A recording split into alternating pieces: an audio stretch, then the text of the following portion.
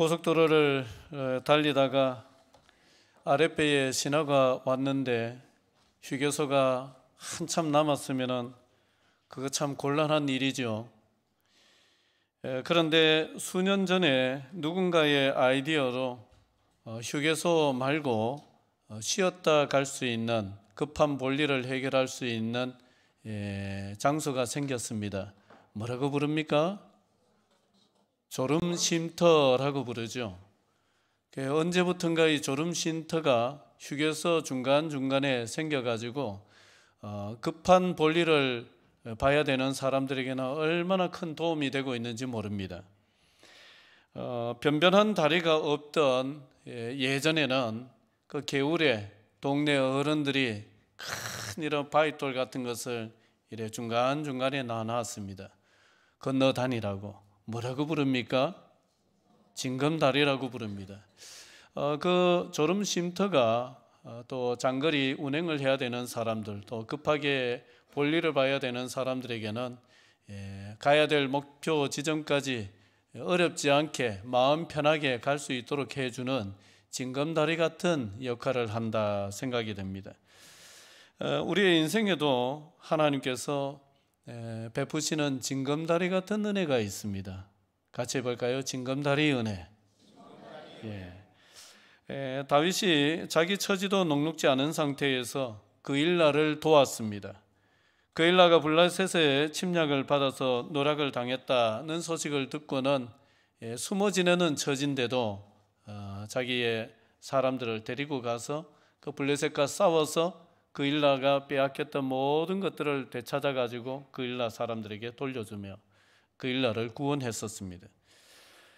그런데 그 일로 다윗에게는 좋은 일이 찾아오지를 아니하고 더 힘든 일들이 찾아오게 되었습니다. 위치가 탄로가 나가지고 사울의 거센 추격을 한 번이 아니라 두 번, 세 번 연거푸 받게 되었습니다. 더 기가 찬 것은 사울이 자기를 잡으러 올 때에 자기가 구해줬던 이 그일라 사람들이 어떻게 할까? 과연 나를 배신할까? 아니면 내 편이 되어서 나와 같이 싸워줄까? 이것을 하나님께 물었더니만은 하나님의 응답은 그일라 사람들이 자기를 배신하고 자기를 사울에게 넘겨준다는 것이었습니다. 물론 지금 벌써 현실적으로 일어난 일은 아니지만은 만약에 사울이 쳐들어오면은 내가 목숨 걸고 싸워서 구해줬던 이 사람들이 나를 배신한다는 이 소식, 이 응답, 이것은 다윗에게 적지 않은 낙담거리였을 겁니다. 이렇게 다윗이 겪은 일들은 어떻게 보면은 참 이해하기가 힘든 일들입니다. 다윗이 무슨 나쁜 짓을 한 것도 아니고 하나님의 뜻을 크게 거스른 것도 아닌데 오히려 위험을 무릅쓰고 자신을 희생하면서 하나님의 뜻에 부합하는 일들을 하고 살아왔을 뿐인데 형편은 더 나아지는 것이 아니라 훨씬 더 못해져서 어려운 처지가 되었다는 것입니다. 다윗이 겪은 일을 내가 겪거나 주변에 누군가가 겪게 된다면 얼마나 힘들겠습니까? 실제로 이 세상에는 바르게 살았는데 더 힘들어지고 양보하고 희생하며 살았는데 억울한 처지가 되는 경우가 적지 않습니다. 반면에 남을 못살게 굴고 악을 행하며 살았는데 사울처럼 계속해서 득세하고 이런 인생을 사는 경우도 적지 않습니다. 이럴 때 사람들이, 그리고 이럴 때 우리가 참 마음속에 품게 되는 생각, 또 의문, 그리고 던지게 되는 질문은 이런 것이죠. 도대체 하나님이 계신가? 하나님이 계시는 것 같은데 정말 하나님은 선하신 분이 맞는가? 어떻게 세상이 이렇게 불의하게 돌아가도록 내버려 두시는가? 어떻게 악이 선을 이기고 짓밟도록 내버려 두시는가?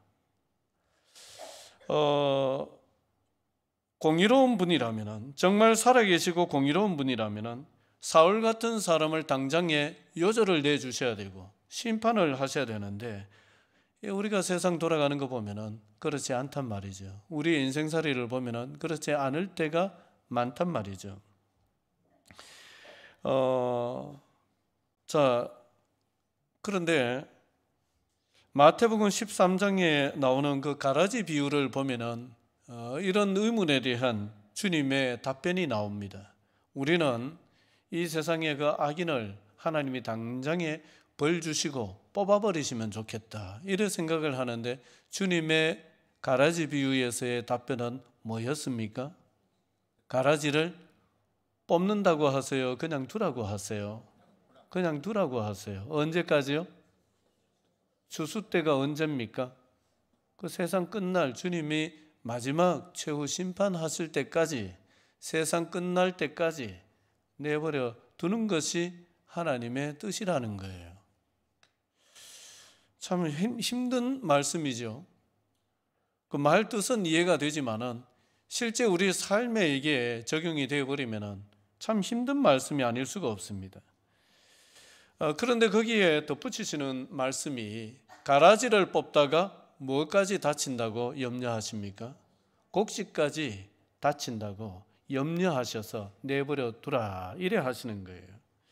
여기에 굳이 이름을 붙이자면은 뭐 좀 쩍쩍해서 죄송하지만은 신학적인 이름을 붙이자면은 악의 효용성입니다. 같이 해볼까요? 악의 효용성. 효용성이란 것은 쓸모가 있다는 말이죠. 우리는 악은 쓸모없다 생각을 하고 악은 그냥 그저 나쁜 것일 뿐이지, 이게 악이 뭐 유용하다든지 우리는 그렇게 생각을 잘 못합니다. 왜냐? 우리는 굉장히 단순 논리거든요. 그런데 하나님이 보실 때에는 악이 효용이 있다는 겁니다. 쓸모가 있다는 겁니다. 악한 사람도 쓸모가 있다는 겁니다. 우리는 다 알 수 없지만은 악인을 당장에 어떻게 하시지 않는 이유가 악이 효용이 있어서고, 좀 더 나아가면은 우리를 위함이다, 그래 말씀을 하시는 거예요. 신학에서 하나님이 왜 악을 내버려 두시는가, 그런 주제를 다루는 것을 신정론이라고 해요. 뭐 이것도 우리가 참 잘 안 쓰는 말이지만은 같이 한번 해볼까요? 신정론. 밑에 것도 한번 같이 읽겠습니다. 시작. 하나님이 왜 악을 내버려 두시는가? 왜 하나님이 악을 내버려 두시지? 왜 저런 일이 일어나도록 하시지? 왜 저렇게 허용을 하시지? 이런 겁니다. 그 캐나다 북부 초원 지역에 사는 사람들이 늑대를 싫어해서 늑대를 많이 사냥하고 잡았습니다. 그 우리가 어렸을 적에 읽었던 이야기, 동화, 뭐 이솝 이야기에도 보면은 꼭 나쁜 놈은 어떤 동물로 표현이 됩니까? 늑대로 표현이 돼요. 그 늑대는 나쁜 놈. 이런 늑대로 표현된단 말이죠. 그런 이야기를 오랫동안 들어왔었기 때문에 뭐 우리나라 사람들도 그러하지만은 특히 서구의 사람들은 늑대 이러면은 마귀처럼 생각을 합니다. 그래서 늑대를 굉장히 싫어해요. 그래 보이는 대로 다 잡습니다. 그리고 겨울철이 되면 늑대 소탕 작전 이래가지고 막 동네 사람들이 다 동원돼 가지고 늑대를 사냥하러 다니고 보이는 족족 다 잡아 죽입니다. 그렇게 오랜 세월을 했더니만은 캐나다 그 북부 초원 지역, 숲 지역에 늑대가 많이 사라졌습니다. 그러자 숲에는 평화가 찾아왔습니다. 남 잡아먹는 그 못된 늑대가 사라지니까 평화가 찾아오고, 또 늑대의 먹이였던 사슴이 급격히 숫자가 늘었습니다. 근데 거기까지는 좋아 보였습니다. 그런데 조금 더 지나자 이 사슴들이 시들시들한 것이 떼죽음을 하기도 하고 이상한 현상이 일어나고, 그리고 다른 동물들도 또 문제가 생겨 개체수 이게 조절이 안 되니까 숲에 상당한 문제가 찾아왔습니다. 이것이 처음에는 이제 잘하는 일이라고 생각을 했지만은 늑대가 줄어들면서 숲이 망가지기를 시작을 하자 그제서야 이게 뭔가 큰 잘못이 있구나, 문제가 생겼구나 싶어서 캐나다 주 정부에서는 늑대를 다시 복원하는 사업을 추진을 하는 거예요. 돈 들여가지고. 내버려뒀으면 됐는데. 늑대가 생태계에 꼭 필요한 것처럼 하나님이 보실 때도 악인이 필요합니다. 하나님이 보실 때에는 악과 악인도 다 필요한 것들입니다. 별로 안 좋죠? 필요한 것들입니다. 그러나 우리는 구체적으로 이러한 악이 나에게 어떤 필요가 있어서 하나님이 허락하신가, 당장의 답을 얻을 수는 없어요. 굉장히 어려운 일입니다. 당장의 답을 얻을 수는 없지만은 우리는 하나님의 경륜을 믿어야 됩니다. 뭘 믿어야 된다고요? 하나님의 경륜을 믿어야 됩니다. 경륜이라는 것은 이래 바퀴를 돌리는 것입니다. 이 우주, 이 세상 온 만물을 운행해 나가시는 하나님의 그 경륜, 하나님의 미련한 것이 사람의 지혜로운 것보다 낫다고 하였습니다. 우리가 하나님의 경륜을 다 모릅니다. 우리가 해야 되는 일은 뭐냐? 하나님의 경륜을 다 알아내려고 하는 것이 아니라 하나님의 경륜이 선하심을 믿는 게 우리가 해야 될 일입니다. 그걸 믿어내고 하나님의 경륜이 선하심을 믿어내면서 견뎌내는 것이 우리 인간의 해야 될 일이에요. 그걸 다 헤아릴 수 없는 것입니다.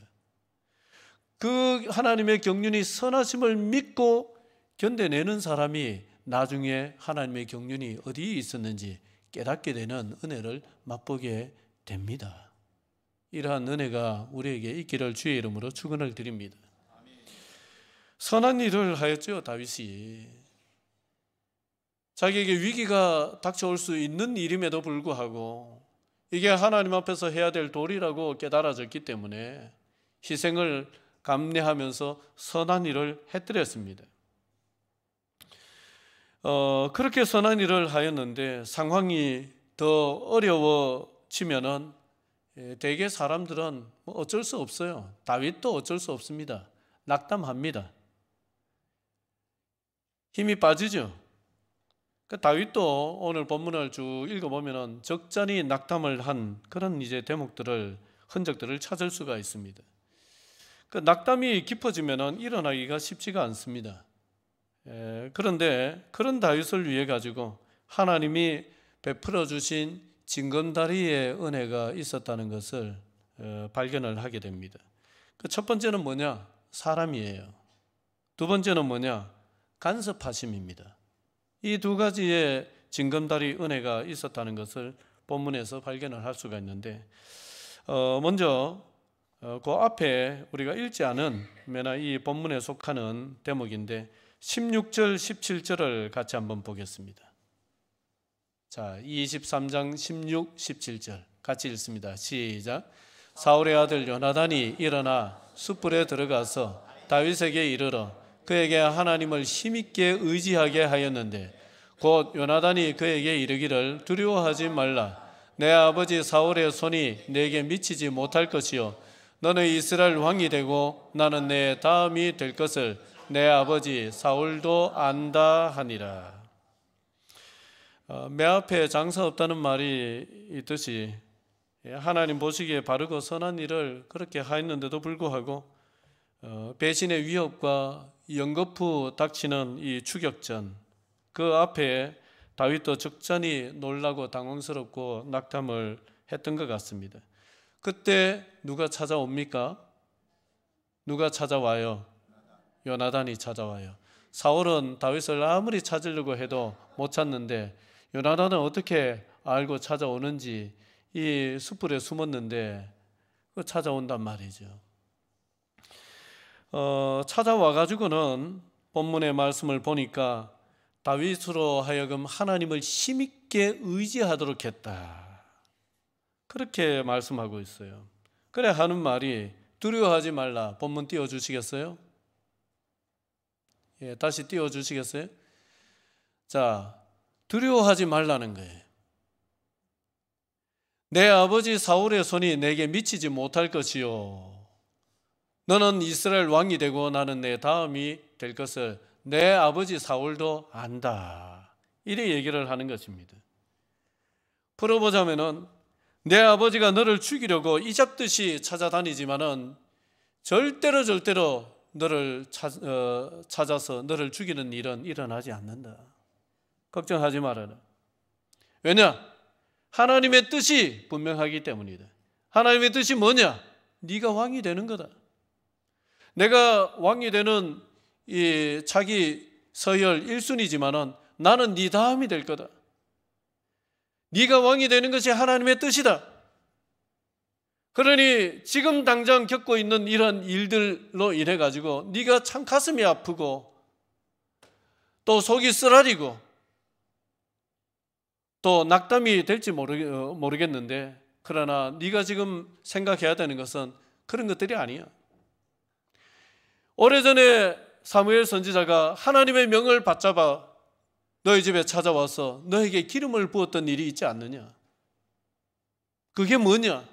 하나님의 뜻이 아니더냐? 네가 붙잡고 네가 생각하고 네가 되새겨야 될 것은 그것뿐이다. 그러니 하나님의 뜻이 어디에 있는지 그 하나님의 뜻을 그것만 붙잡고 지금의 낙담을 이겨낼 수 있기를 바란다. 그런 얘기 아니겠습니까? 여러분, 우리가 겪는 모든 일들은 사실 과정입니다. 다 과정입니다.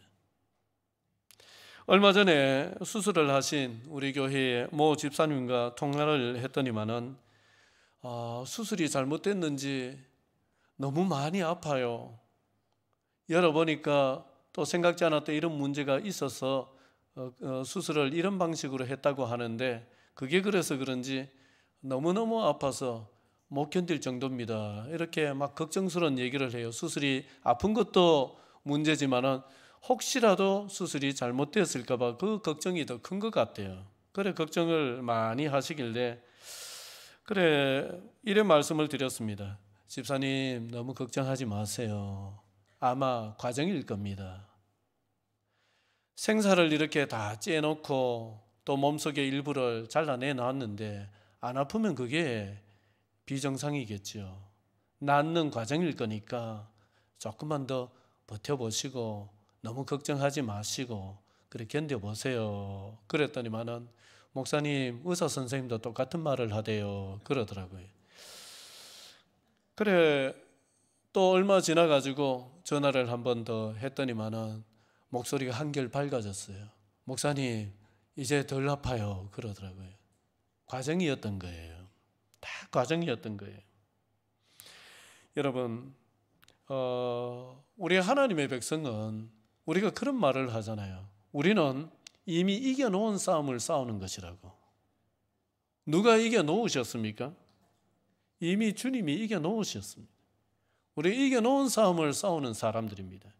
그래서 작은 전투에서는 이기기도 하고 밀리기도 하고 지기도 하고 이래 변화무쌍하지만 큰 그림, 큰 틀에서 보면 우리는 이미 이겨놓은 싸움을 싸우고 있는 거예요. 여러분, 드라마 이제 결론을 미리 봤어요. 그러면 주인공이 위기에 빠지는데 막 걱정되고 막 못 보겠고 막 그래 됩니까? 속 편하게 봅니까? 여러분, 속 편하게 사시기 바랍니다. 과정입니다. 과정. 우리의 인생살이라는 것이 다 과정 아닙니까? 안 지나가는 게 어디 있습니까? 같이 해볼까요? 이것 또한 지나가리라. 여러분, 이것 또한 지나갑니다. 성공은 친구를 만들고 역경은 친구를 시험한다. 그런 이제 어느 나라에 속담이 있습니다. 성공하면은 이 사람 저 사람 모르던 사람도 찾아와서 친구라 그러고 친구 삼자 그러고, 그런데 역경이 찾아오면은요 다 떨어져 나갑니다. 마지막에 남는 사람이 진짜 친구라 그러죠. 지금 다윗은 잘 나가는 시간이 아니고 다윗은 출창 미끄러지는 시간입니다. 역경입니다. 누가 찾아옵니까? 누가 찾아왔어요? 요나단이 찾아옵니다. 그래, 다윗의 이야기를 읽어보면은 다윗도 참 멋진 사람이지만 요나단이 참 멋진 사람이죠. 그 다윗의 인생에 있어서 요나단은 선물 같은 사람이에요. 정말 하나님이 주신 선물이에요. 인생에 이런 선물이 어디 있습니까? 제일 힘든데 제일 낙담해서 숯불에 숨어가지고 언제 들킬까 두려워하고 있는데 찾아와서 이렇게 용기가 되는 말을 해준단 말이죠. 그래서 이 다윗에게 요나단은 하나님이 붙여주신 선물 같은 사람이자 하나님의 은혜 그 자체였습니다. 여러분, 하나님은 우리가 끝까지 갈 수 있도록 낙담할까 봐 우리에게 징검다리 은혜를 주시는데, 하나님께서 주시는 은혜 중에 사람을 빼놓을 수 없어요. 여러분, 믿음의 눈을 크게 뜨시고 하나님이 붙여주신 선물 같은 사람 옆에서 찾아내시기를 바랍니다. 없지 않습니다. 있습니다, 여러분. 꼭 찾아내시고 하나님께서 그를 통해서 나에게 주고자 하시는 그 은혜를 받아 누리시는 우리 성도들 되시기를 주의 이름으로 축원드립니다. 배신의 위협과 연거푸 이어지는 추격전에 낙담하고 지친 이 다윗이 포기하지 않고 끝까지 견딜 수 있도록 하나님이 베풀어 주신 두 번째 징검다리 은혜는 뭐냐 하면은 간섭하심이에요. 같이 해볼까요? 간섭하심. 자, 26절 하반절부터 28절까지인데 이 상황을 머릿속에 그리면서 봐야 이 극적인 반전을 볼 수가 있어요. 자, 다윗이 사울을 두려워하여 급히 피하려 하였으니, 거기서부터 읽겠습니다. 시작. 다윗이 사울을 두려워하여 급히 피하려 하였으니 이는 사울과 그의 사람들이 다윗과 그의 사람들을 애워싸고 잡으려 함이었더라. 전령이 사울에게 와서 이르되 급히 오소서, 블레셋 사람들이 땅을 침노하나이다. 이에 사울이 다윗 뒷조기를 그치고 돌아와 블레셋 사람들을 치러 갔으므로 그것을 셀라 하만 누곳이라 칭하니라. 여러분, 이 상황은 이래 된 거죠. 이제 사울의 포위망이 좁혀졌어요. 그래서 다윗이 더 이상 숨어 있을 수가 없어가지고 저쪽 산으로 도망을 가면은 사울도 또 저쪽 산으로 쫓아오고 이러기를 막 하고 있는 거예요. 그러니까 완전히 발각이 돼가지고 이제는 잡힐 일만 남아 있는 거예요. 절체절명의 위기 순간입니다. 여기서 헤어나올 수 있는 방법은 아무것도 없어요. 그런데 급보가 날라들었어요. 사울에게. 뭡니까? 블레셋이 쳐들어왔다는 거예요. 블레셋이 국경 넘어 쳐들어왔다는 거예요. 아무리 다윗 잡는데 혈안이 되어 있어도 여러분, 나라가 망하고야 뭘 하겠습니까? 그러니까 외적을 막아내는 것이 그래도 우선이죠. 그래서 이 사울이 어쩔 수 없이 다윗을 이 도가내던 쥐처럼 이렇게 딱 가다 놓고도 잡지를 못한 채 군사를 돌려가지고 블레셋을 막아내기 위해서 갔다는 거예요. 여러분, 그런 노래 있죠. 오 홀무가 끊어졌네, 해방되었네. 모르세요? 저는 어렸을 적에 얼마나 많이 불렀는지. 오 우리 영혼이 벗어났도다, 사냥꾼의 올무에서 새같이. 그 노래예요. 딱 그 격 아닙니까? 사냥꾼의 올무에서 새처럼 순식간에 극적인 반전이 일어나서 벗어나게 된 거예요. 여러분, 여기에 굳이 이름을 붙이자면 하나님의 뭐다? 하나님의 뭐다? 간섭하십니다. 하나님의 간섭입니다. 물론 하나님이 우리 삶을 다 간섭하시고 다스리지만은 하나님께서 때로는 필요할 때 극적으로 간섭하시는 거예요. 극적으로. 전에 섬기던 교회 앞으로 이제 도로가 확장되는 바람에 우리가 건너 다니던 이제 오래된 조그마한 다리가 있었는데 그 다리를 못 쓰게 되었어요. 그리로 다 성도들이 건너 다녔는데 다리를 이제 못 쓰게 되었습니다. 그래서 저 아래 멀리 있는 마을에 있는 다리를 이용해서 이제 교회로 들어와야 되는 굉장히 불편한 상황이 되어서 이제 그 도로 공사를 하는 사무소에 찾아가서, 야, 우리가 이용하던 다리를 이렇게 못 쓰게 해놨으니 보상해 줘야 안 되냐? 교회 앞으로 다리 하나 놔줘야 안 되냐? 저거 못 쓰게 되었으니까. 논리적으로 보면 맞는 요구였는데 돈 들어간다고 안 된다는 거예요. 그래 아무리 막 부탁을 하고 한 1년, 2년 계속 찾아다니면서 부탁도 하고 이리저리 또 민원도 넣어보고 하는데 안 된다는 겁니다. 근데 결과적으로 멋진 다리가 놓였어요. 뭐 안 좋아하셔도 되고요. 아주 멋진 다리가 하나 놓였고 다리뿐만 아니라 그 다리 옆에 나라 땅 국유지에다가 교회가 사용할 수 있도록 차량 50대를 주차할 수 있는 넓은 주차장과 그다음에 아주 멋진 팔각정, 정자까지 한 세트로 다 마련해주는 이런 역사가 있었어요. 어떻게 된 일이냐? 안 된다고 하는데 하루는 어떤 사람이 찾아왔습니다. 찾아왔어요. 찾아와가지고는 자기의 신분을 밝히면서 뭐 좀 도와줄 일이 없느냐 이러는 거예요. 그 신분이 뭐냐? 경상북도 건설국장이었습니다.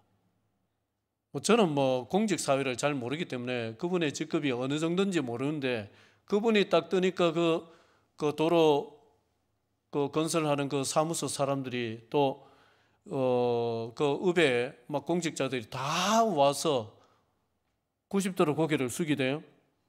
상당히 힘이 있는 사람 같았습니다. 그 사람이 왜 우리를 도와준다고 왔느냐? 자기가 이제 은퇴를 하게 됐는데 공직에서 은퇴를 하게 됐는데 여기가 자기 고향이라는 거예요. 이쪽이. 그래서 고향에 내가 아직도 자리에 뭔가 이제 힘이 있을 때에 뭐 좀 해줄 수 있는 일이 없나 마지막으로. 그래서 여기저기 다니고 있는 중에 우리 소식을 듣고는 도와줄 거 없냐라고 찾아왔습니다. 여러분들은 뭐 안 신기하셔도 되고 안 놀라셔도 됩니다. 뭐 세상에 놀랄 일이 한두 가지입니까? 그러나 저는 너무너무 놀랐습니다. 아니 그렇게 몇 년을 부탁을 하고 다녀도 안 되는 일이었는데 생각지도 못했던 전혀 모르는 사람이 와가지고 이 문제를 그냥 한순간에 그냥 다 해결했습니다. 도로 다리 놔줘라. 다리뿐만 아니고 또 다리 놓고 그 남은 땅 그 주차장 만들어줘라. 정자 하나 쉼터 하나 만들어줘라. 다 됐습니다.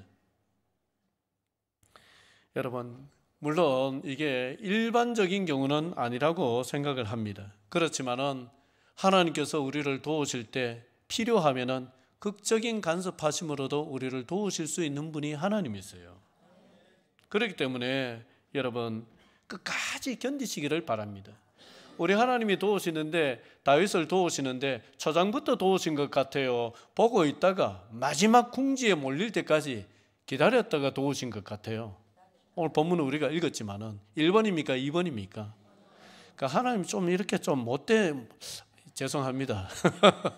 하나님 좀 이렇게 하실 때가 있는 것 같아요.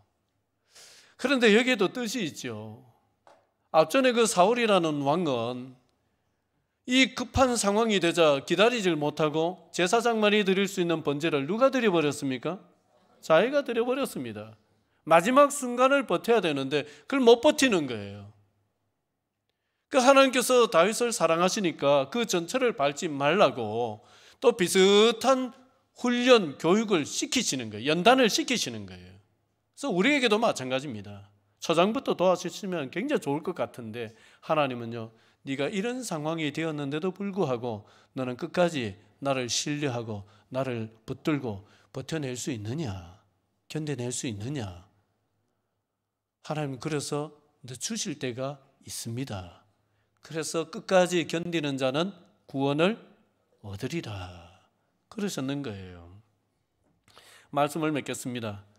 우리가 여기까지 온 것도 알게 모르게 하나님께서 우리 앞에 우리가 잘 때 몰래 밤에 나와서 우리 하나님이 우리 인생에 건너갈 수 있는 징검다리를 하나씩 놓아주셨기 때문에 우리가 그걸 밟고 여기까지 왔는 줄로 믿습니다.